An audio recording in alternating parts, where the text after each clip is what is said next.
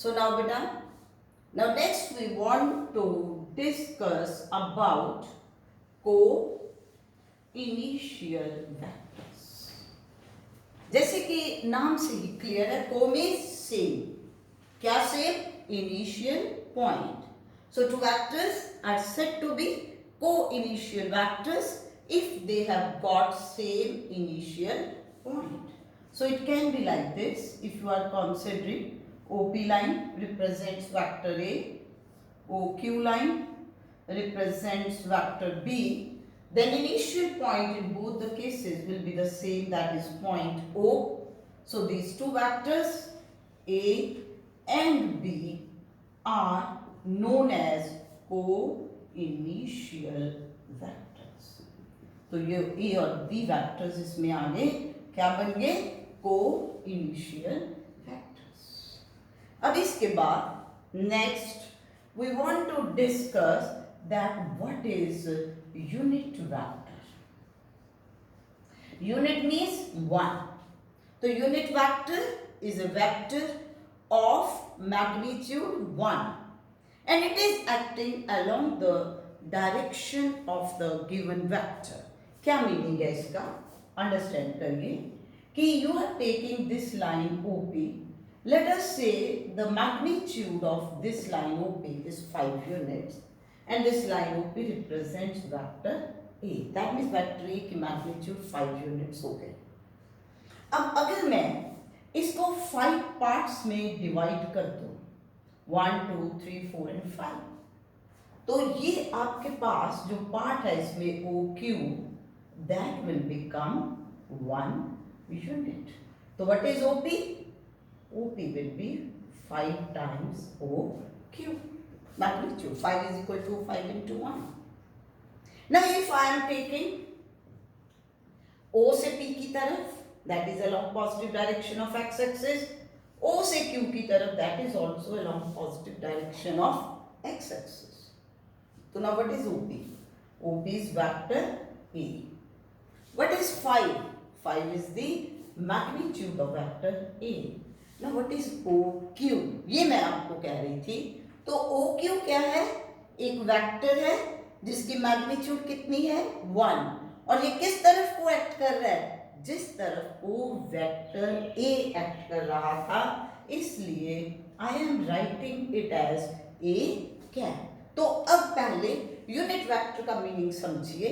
Unit vector किसका होगा? जिस तरफ आप कोई भी वेक्टर ले रहे हो, तो unit vector is a vector of magnitude 1 and it is always acting along the direction of the given vector. कि अगर आपके पास a वेक्टर दिया है तो यूनिट वेक्टर क्या होगा? जिसकी मैग्नीट्यूड 1 होगी, बट ये किस तरफ एक्ट करेगा? जिस तरफ को वेक्टर a एक्ट कर रहा है. So that means this unit vector will be given by vector A divided by its magnitude. तो अब डेफिनेशन एक तो आपने लर्न कर ली. दूसरा इसमें आपने क्या सीखा कि how you can determine unit vector, कैसे कैलकुलेट कर सकते हो. तो कैलकुलेशंस में क्या आ गया कि it is vector A divided by its magnitude. And the next point is कि what is the significance of unit vector. कि भाई जो हम इतना डिस्कस कर रहे हैं यूनिट वेक्टर के बारे में, इसकी जरूरत ही क्या है? क्या जरूरत पड़ी थी कि हम इसकी बात कर रहे हैं? तो what is significance of unit vector? तो it gives us an idea about the direction of the given vector. जैसे सपोज करो अगर हम कोई भी डिस्प्लेसमेंट एक्स एक्सिस की तरफ ले रहे हैं, तो we consider that I cap. तो I cap is the unit vector which is always representing along x-axis. तो अगर मैंने ये लिखा 5 times I cap, तो it is understood that the distance traveled is 5 meter along x-axis. अब इसी तरीके से अगर मैं यूं लिख रही हूँ y-axis की तरफ, O से y की तरफ, तो the unit vector is j cap.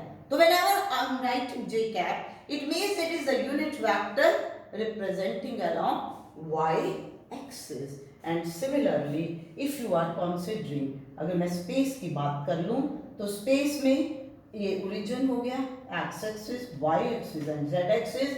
तो I cap is the unit vector along x axis, j cap is the unit vector along y axis and k cap is the unit vector along z axis. So that means whenever we are talking about the displacement तो हमें जो है उसमें clear idea हो जाएगा. सो इसलिए आपने इसमें 2 पॉइंट सीख लिए कि what is the significance of unit vector, और दूसरा पॉइंट इसमें आपने ये ले लिया कि what is the meaning of unit vector. And now next is what is null vector. Null का क्या मीनिंग है? Null means zero.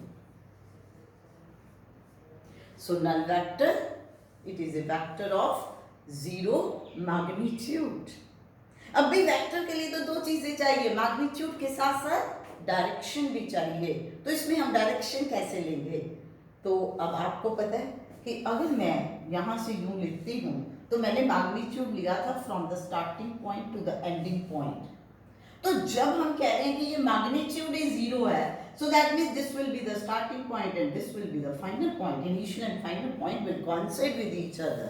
तो इसलिए हम इसमें जो बात कर रहे हैं कि डायरेक्शन के, it is directing from initial point to final point. So when initial and final point coincide with each other, तो what will be direction? तो that means कि null vector में डायरेक्शन का कोई मीनिंग नहीं है. तो null vector is a vector of zero magnitude and having arbitrary direction. Arbitrary direction means कि इसकी डायरेक्शन किसी भी तरफ को हो सकती है. इसमें डायरेक्शन का कोई मीनिंग नहीं है. तो आपके माइंड में ये भी आ रहा होगा कि अगर इसकी मैग्नीट्यूड जीरो है, डायरेक्शन है नहीं, तो इसको हम कंसिडर ही क्यों कर रहे हैं? इसकी कंसिडरेशन आपको समझ आएगी जब हम आगे काम करेंगे. Because we know one thing that vector quantity is related that with vector only we can equate vector quantity with vector and scalar quantity with scalar. Now next is what is the meaning of position vector. Position vector, position vector का क्या meaning है? कि means when we want to represent position of a point. अब position हम बता रहे हैं, let's say in space O is the origin, x axis, y axis and z axis. अब अगर आपके पास ये पॉइंट P यहाँ पर है तो P पॉइंट के कोऑर्डिनेट्स क्या हैं? x, y, z. ये हमने लास्ट चैप्टर में भी डिस्कस किए थे. So that means what is the magnitude of this point P along x axis? It is x. Along y axis it is y. Along z axis it is z. Now I cap is the unit vector along x axis. J cap along y axis and k cap along z axis.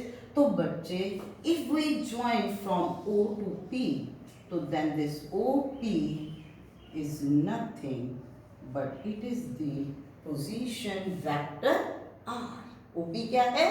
Position vector are. OP हमें क्या बता रहा है? Position of point P. तो ये क्या बनेगा? x times I cap plus y times j cap plus z times k cap. So position vector is always represented by the coordinates x, y, z are the coordinates along x, y and z axis.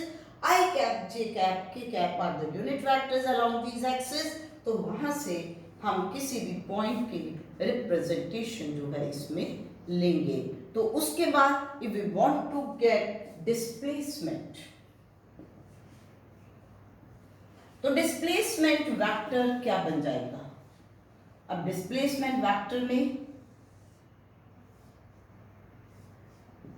Similarly ये तो आपके पास उसी तरह से axis है. First point P था, X Y Z. Point P से यहां पर चला गया P dash and the coordinates are x dash, y dash, z dash. तो इसमें when you will join from O to P, तो OP वेक्टर क्या बन गया? xi cap plus yj cap plus zk cap. And now if you join from O to P, then what is this OP dash? OP dash will become x dash I cap plus y dash j cap plus z dash k cap. So now what will be the displacement? Displacement P से P dash तक हुई तो PP dash will be OP dash minus OP.